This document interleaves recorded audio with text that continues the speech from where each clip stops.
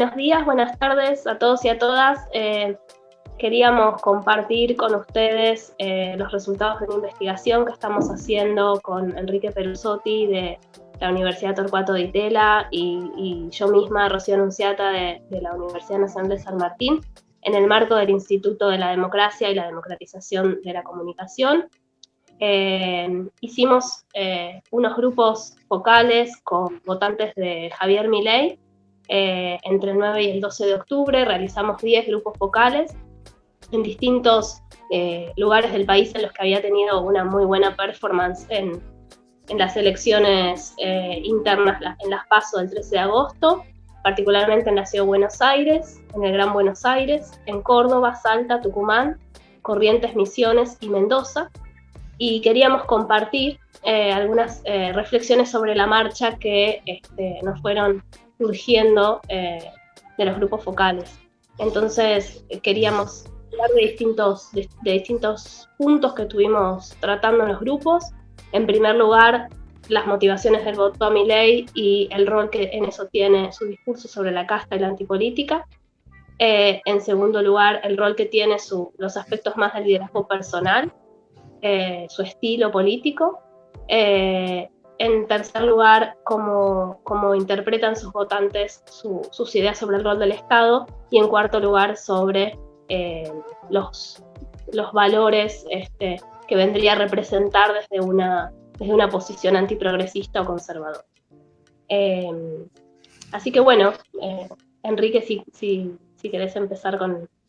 Bueno, como decía Rocío, el primer eje era las razones que predominaban al momento de elegir a Milei como candidato.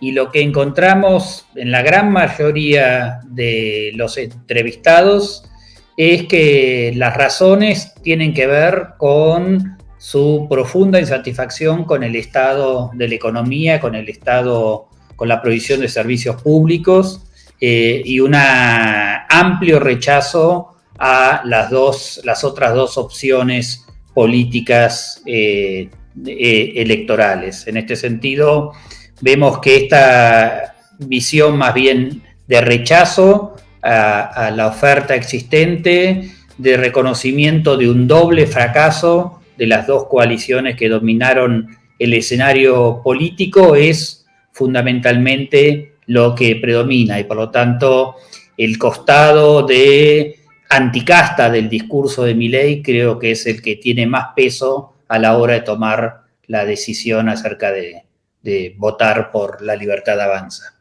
Efectivamente, creo que una de las grandes conclusiones que sacamos de los grupos es que entre todos los distintos elementos que componen el fenómeno Milei o el apoyo social a Milei, el discurso contra la casta parece ser el que tiene más peso con respecto a los otros. Es decir, la gran mayoría de los simpatizantes de Milei pueden no conocer del todo sus propuestas, no estar del todo de acuerdo con todo lo que dice, pero sí están convencidos del discurso casta porque han sido decepcionados por distintos políticos y efectivamente están también cansados de la grieta en sí misma, ¿no? La grieta también es como parte de estas formas de operar de la clase política.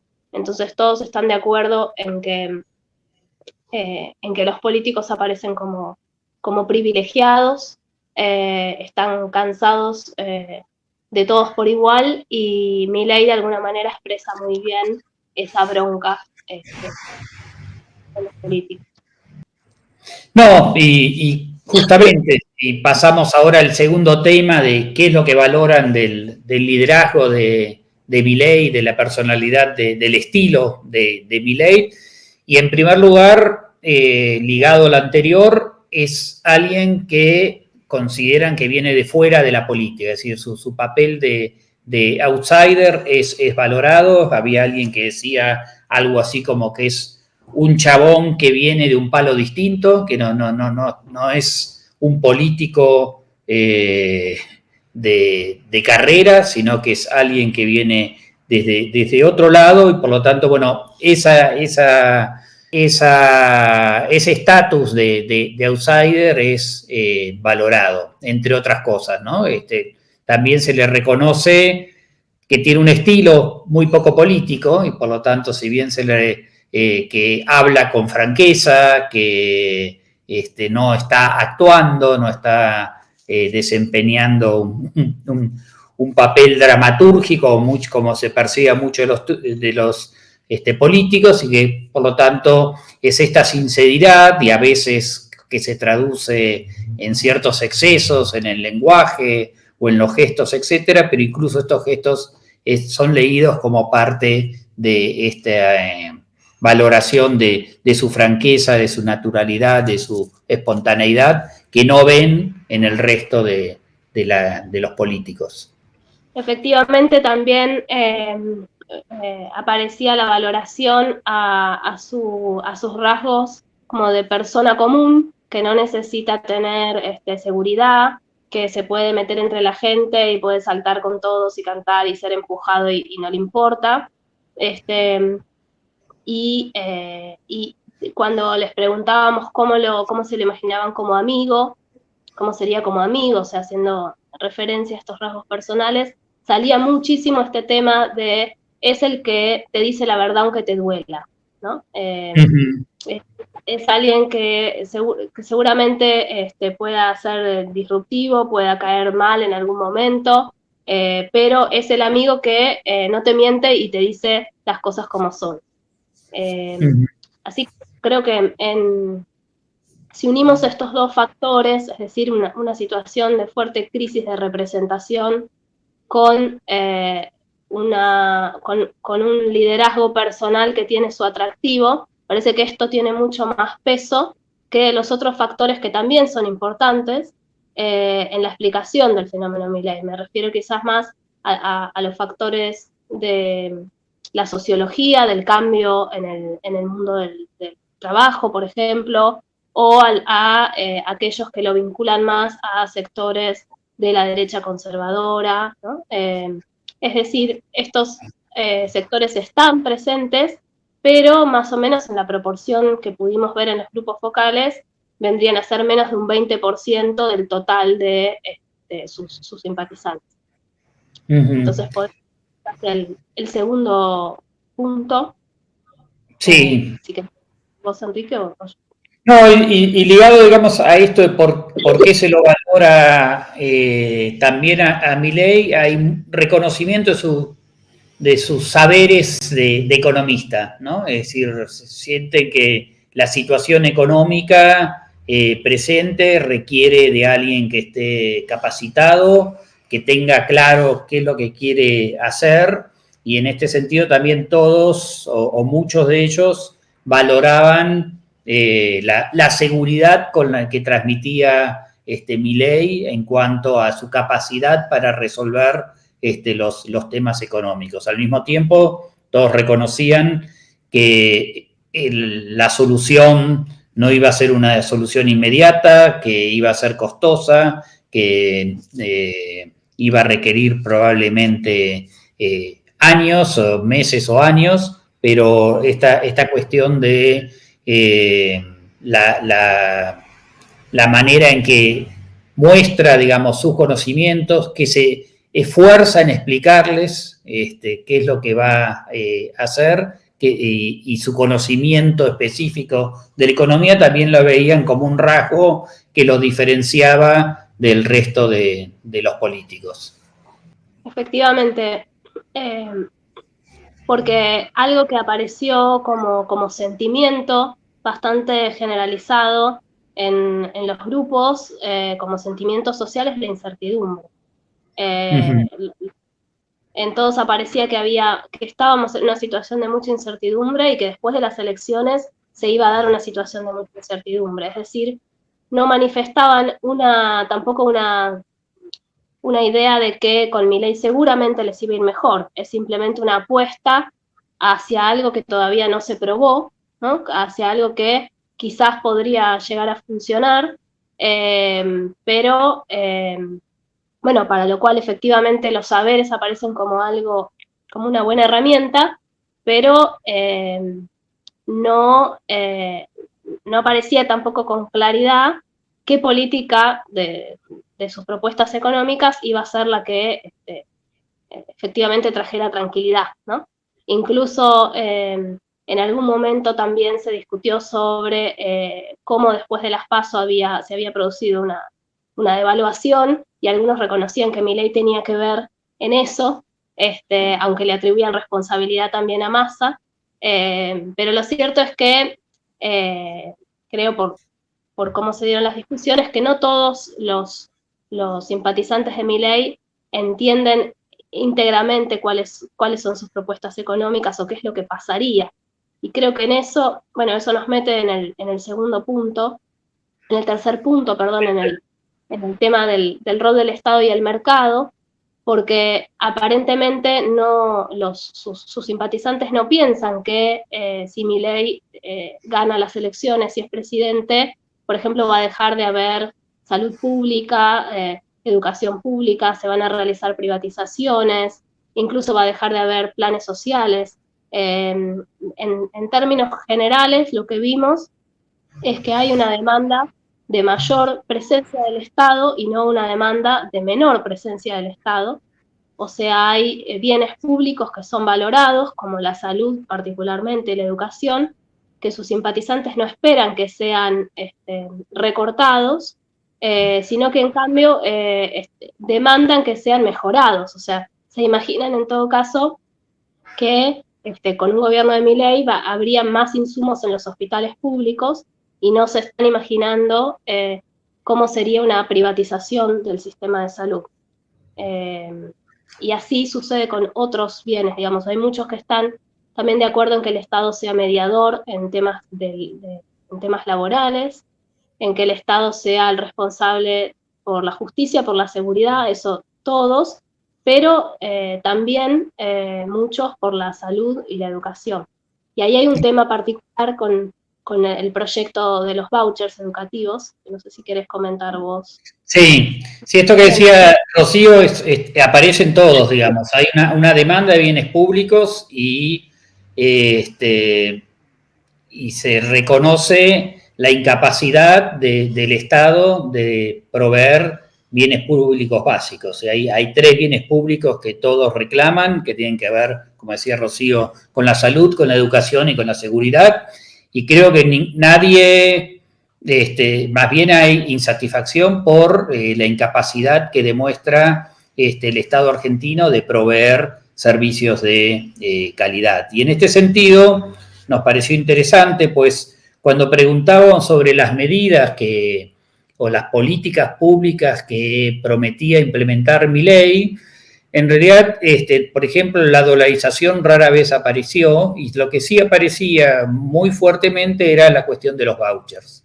Y los vouchers fue interesante, pues la discusión de los vouchers aparecía como una posibilidad de democratizar el acceso a la educación privada. Es decir, la mayor parte coincidía en que el sistema de educación pública estaba en crisis, y por lo tanto veían la implementación del sistema de vouchers como una posibilidad de exit, de salida de ese sistema y de poder entrar a un tipo de educación que solamente en el presente solo ciertos estratos pueden acceder, ¿no? Decía, bueno, ¿por qué solamente las clases más pudientes pueden elegir colegios que funcionen, que tengan calefacción, que estén pintados, que los docentes vayan, etcétera? Entonces, creo que ese era un punto interesante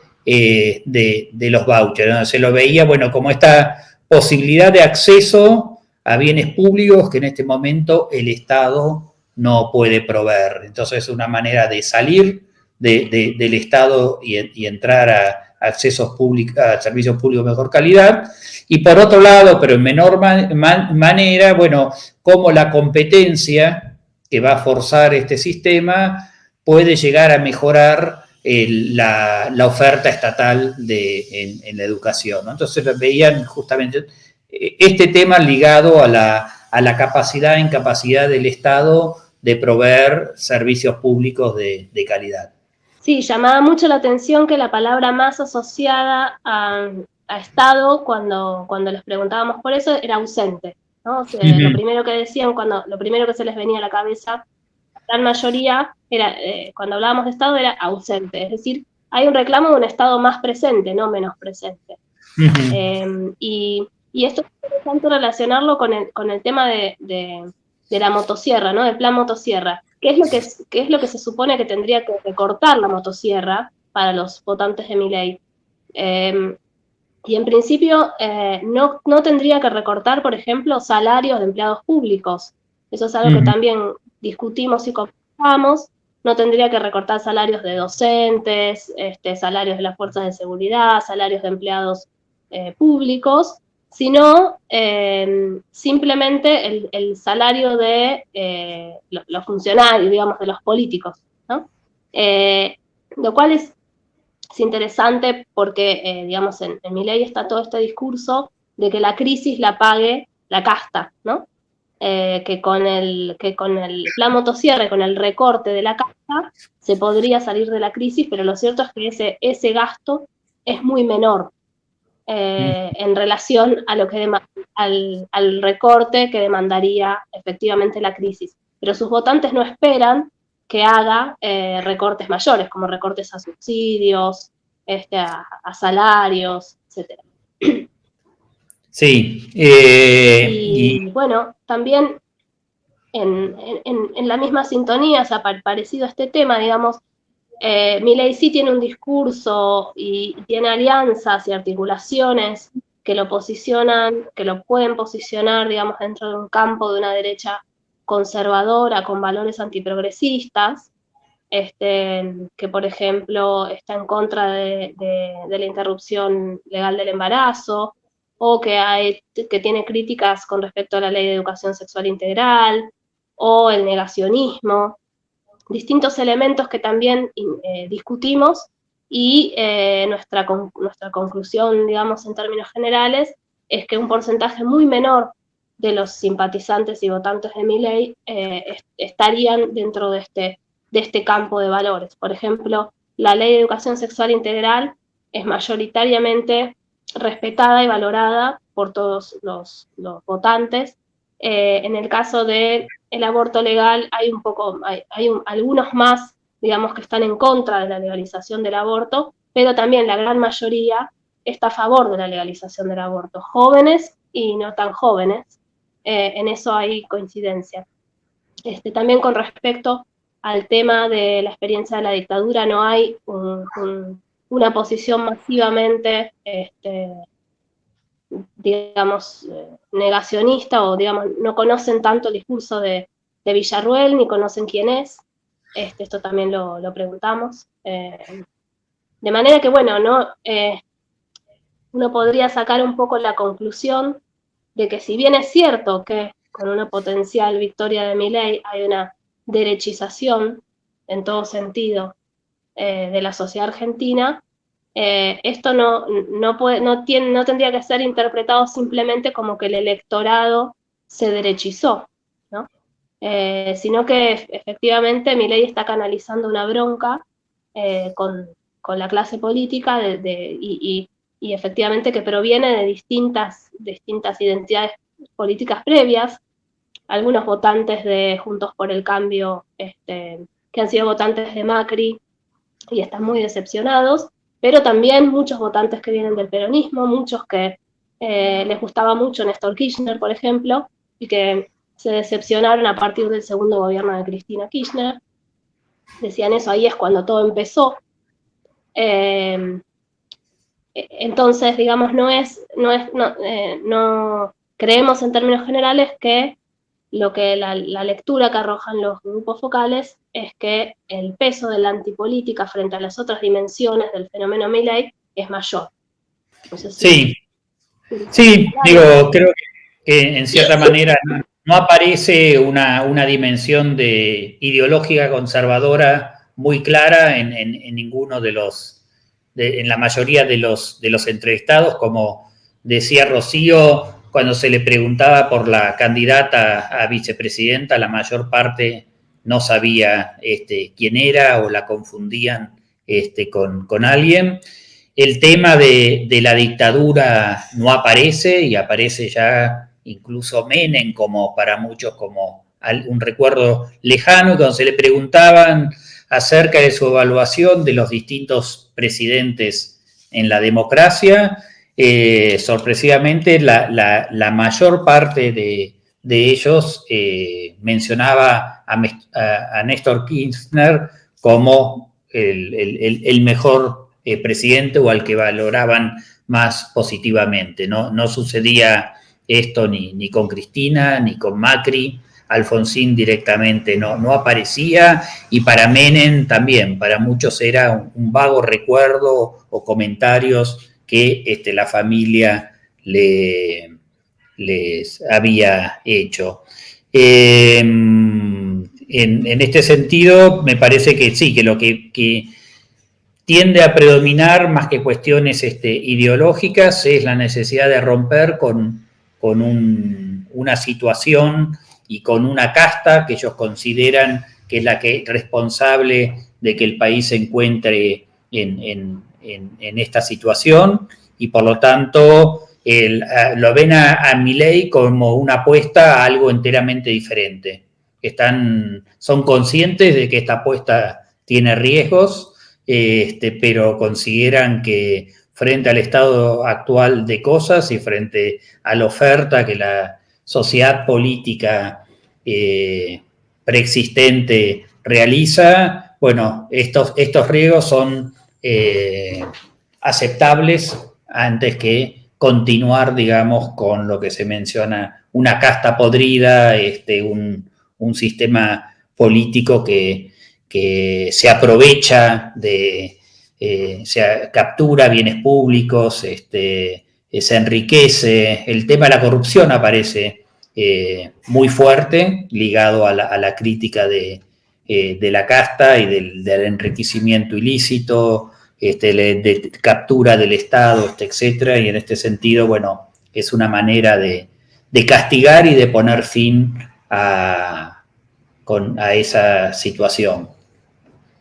Y lo último, me parece que aparece, sí, es algo de una revaloración de la cultura del trabajo. Digamos, hay también cierta crítica a los planes sociales, a una política que privilegia el asistencialismo sobre el trabajo, y hay como cierto orgullo en muchos de los entrevistados de, bueno, que todos ellos no aceptan planes o que trabajan, etcétera. ¿No? Esta dimensión que Pablo Seman habla del mejorismo, ¿no? Y esto también aparece presente, y como Milei como un político que va a privilegiar el trabajo sobre el asistencialismo, ¿no?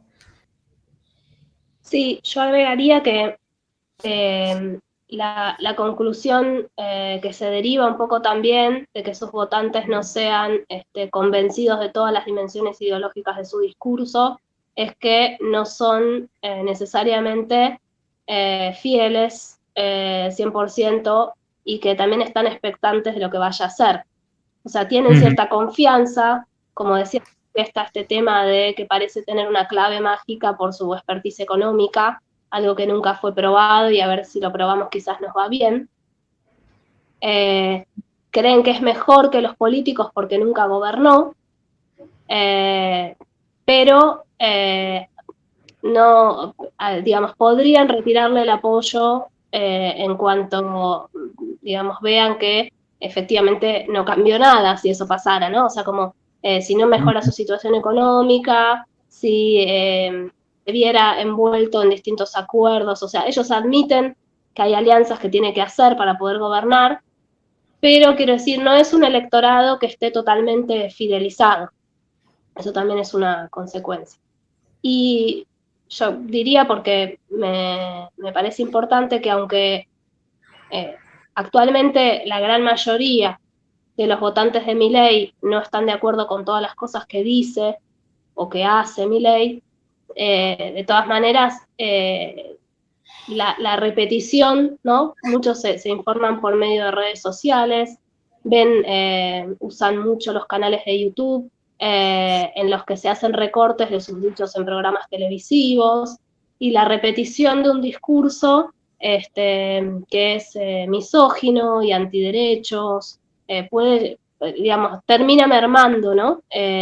Entonces, quiero decir, el hecho de que hayamos visto que actualmente muchos de los argentinos y las argentinas valoran los bienes públicos, valoran el rol del Estado y valoran la democracia, no quiere decir que el discurso de Milei no sea peligroso. Eso un poco quería decir también cómo balancear, o sea, reconocer las dos dimensiones, que los votantes de Milei no son todos fanáticos de derecha radical, digamos, para poder entender por qué surge Milei en Argentina, y al mismo tiempo reconocer que el discurso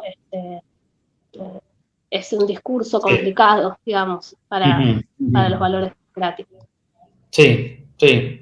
Pero bueno, por ahora el punto de partida de esto todavía está enmarcado en cierto reconocimiento a los bienes públicos, incluso cierta cultura de derechos, etcétera. Pero como dice Rocío, bueno, este es el punto de partida, pero está las dinámicas que esto pueda adquirir puede llevar a la transformación de ese punto de partida de manera negativa, sí.